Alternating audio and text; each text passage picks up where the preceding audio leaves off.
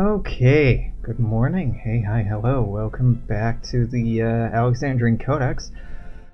I'm Alex. Here you. What are we talking about today? Ontario, I think. Ontario, modern Ontario, Upper Canadian or Upper Canada, the Canadian Republic, and West Canada. I think were all of the names used for this region. Kind of a lot going on. Before we hop into that, just some swipe map changes. There's some resource changes going on in here, but that's not super important. I mean, it will be on release, but not right now. This is going back to the HBC.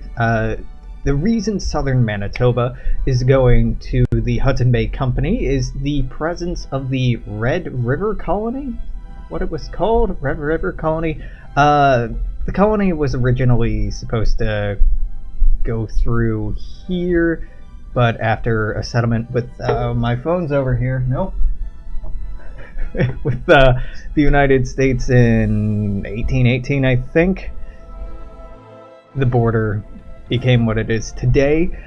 The colony was only a few thousand people by 1836. I think at most 5,000, so it doesn't really warrant making a whole new state for it, though.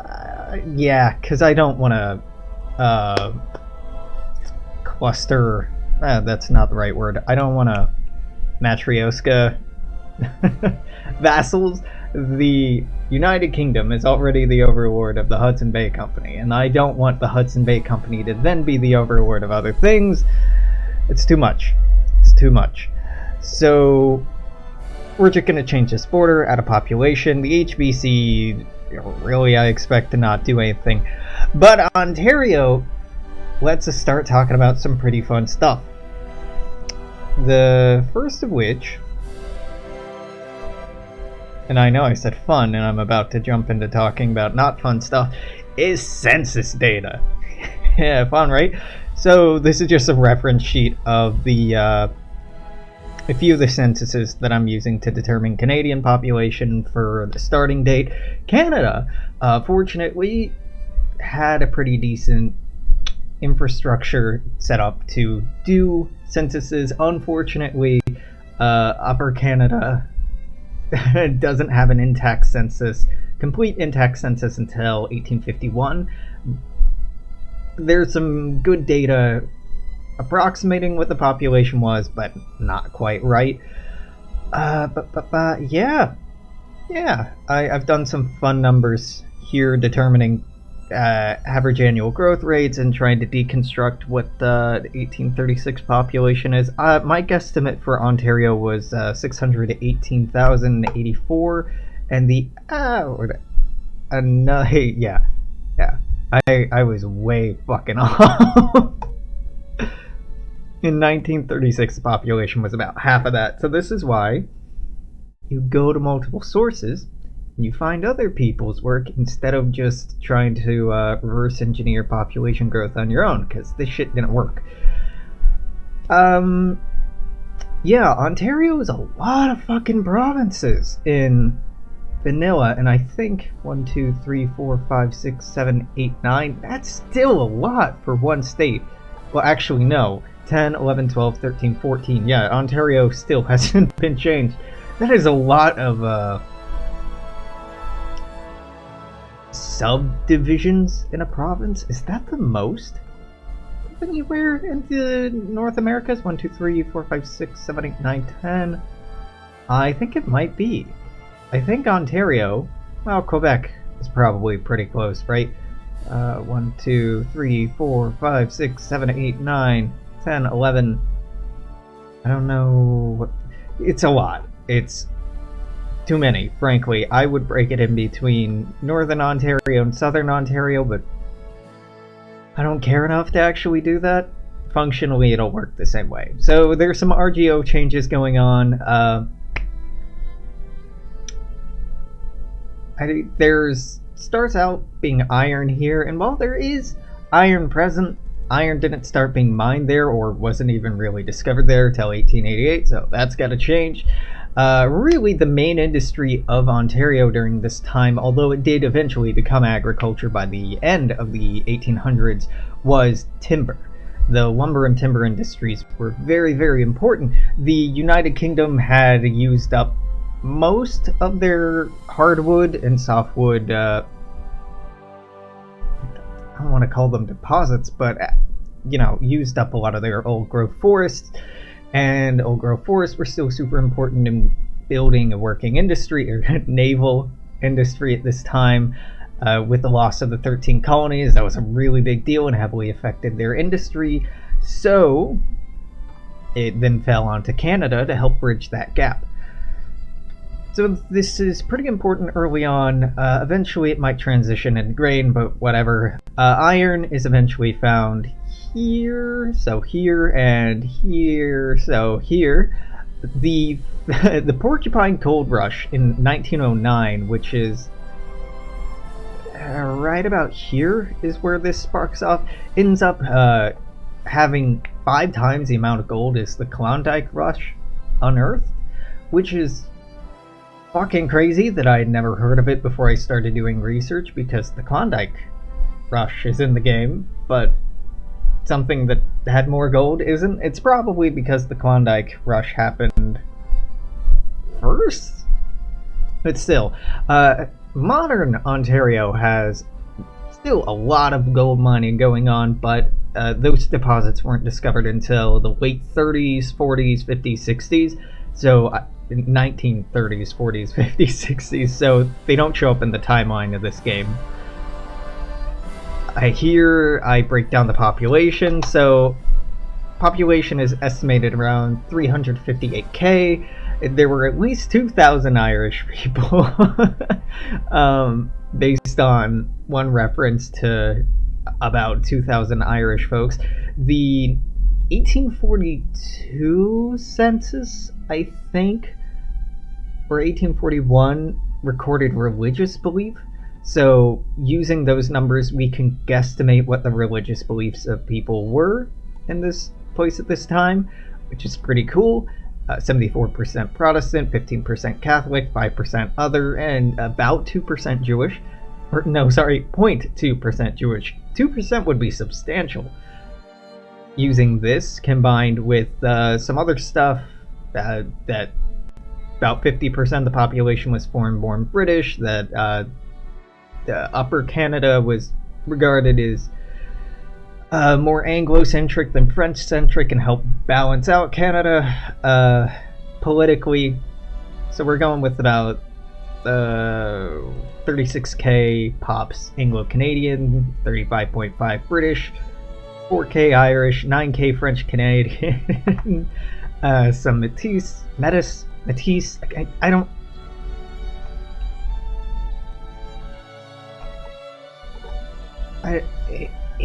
How say this word? How say this word?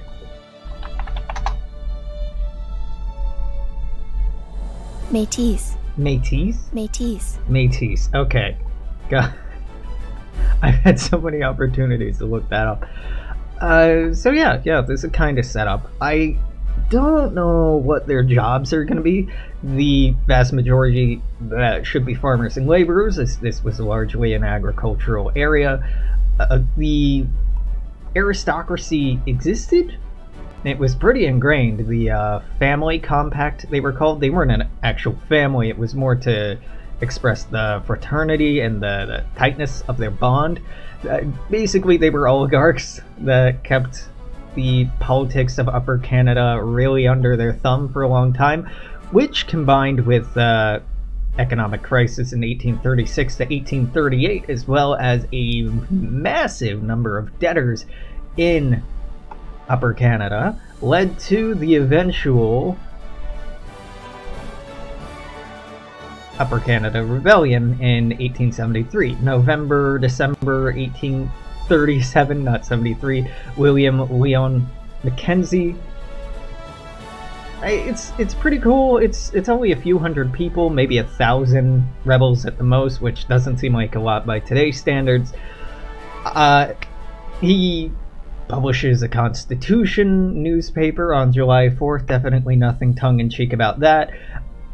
He does end up writing a Constitution on November, or publishing a would-be Constitution on November something, 7th, 12th, doesn't matter.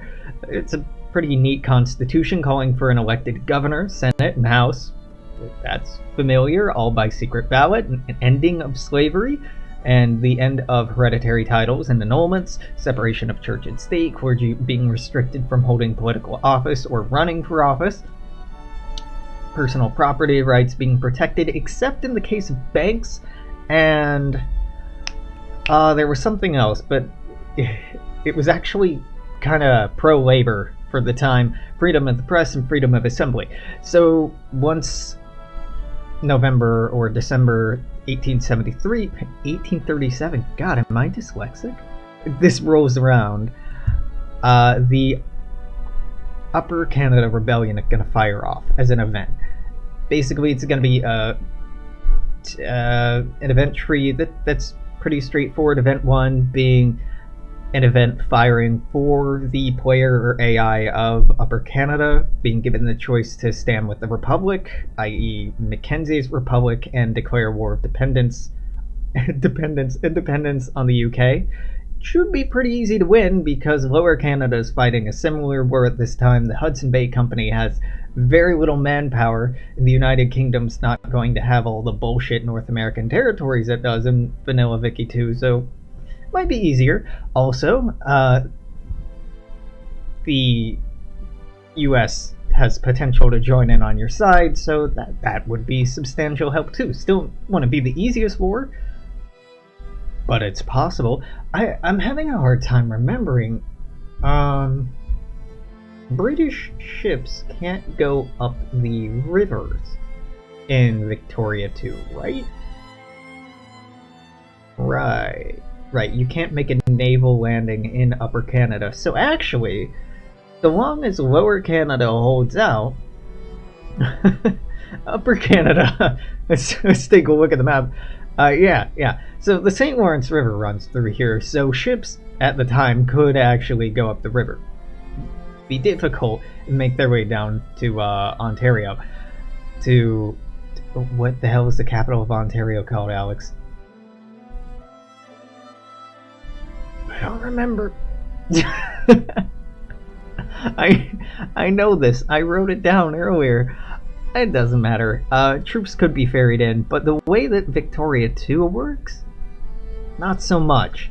So a War of Independence is actually going to be really easy to win. The Hudson Bay Company will be in the sphere, or a vassal, or a satellite, probably a satellite of the United Kingdom. So long as they have that, they can land here and march in from the north.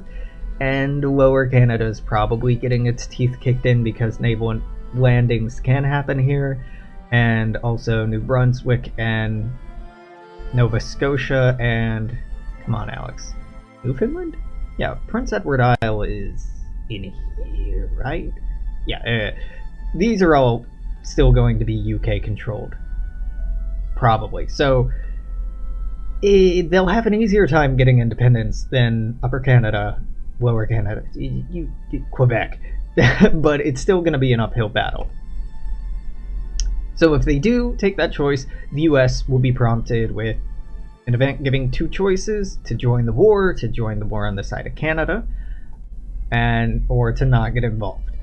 I think so. The AI will always choose stand with the crown, because that's what historically happened, and the AI will always choose to join the war if the US, because the only way that the US will get prompted by this event is if a player is playing Upper Canada and chooses to stand with the Republic, and frankly at that point you would need the United States to help out.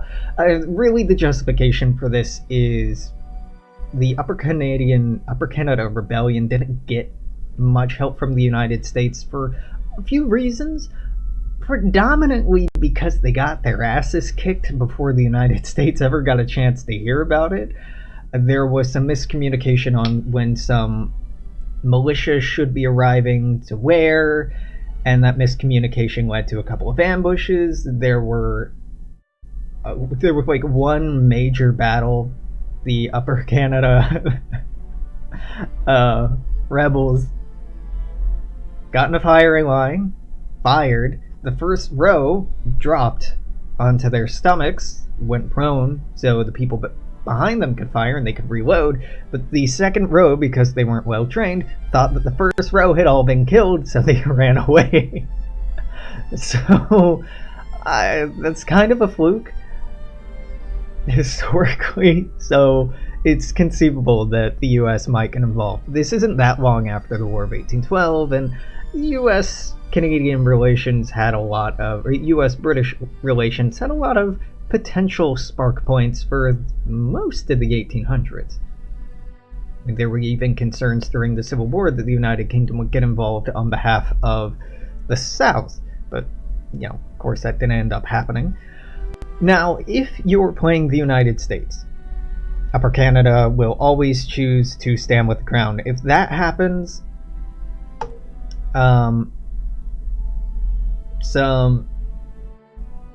history is going to happen as it does. Pushback to Navy Island, William Mackenzie and his fledgling Republic of Canada have called, I should put that in quotes, Republic of Canada, have called on us to help free them from British colonial tyranny. How should we respond? And then you can not get involved, which is going to be the historical option that the AI will always choose, or get involved, which is something a player can choose. Basically, the war goal is either to sphere Upper Canada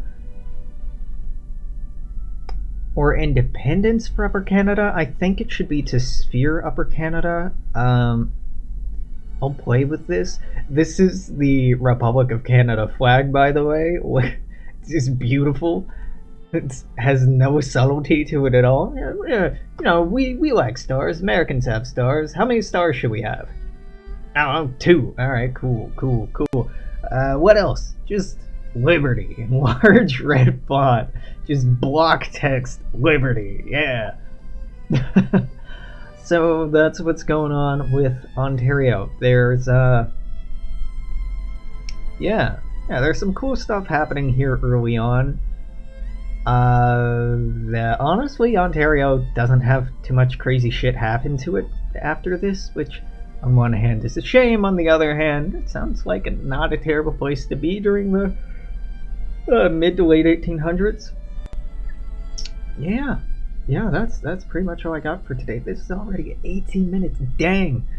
So tomorrow, I think I'll be talking about Quebec and Upper Canada, though I'm not 100% on that. I can't promise what the mood will strike me to work on tomorrow night. British Columbia probably soon. I should have said Happy Canada Day yesterday? Oh, day before, I guess, because these are going up a day after I upload them. That being the case, Happy 4th of July today. I think this is when it's going up. That or this is for the 5th, and I already missed the... Yeah, you'll find out.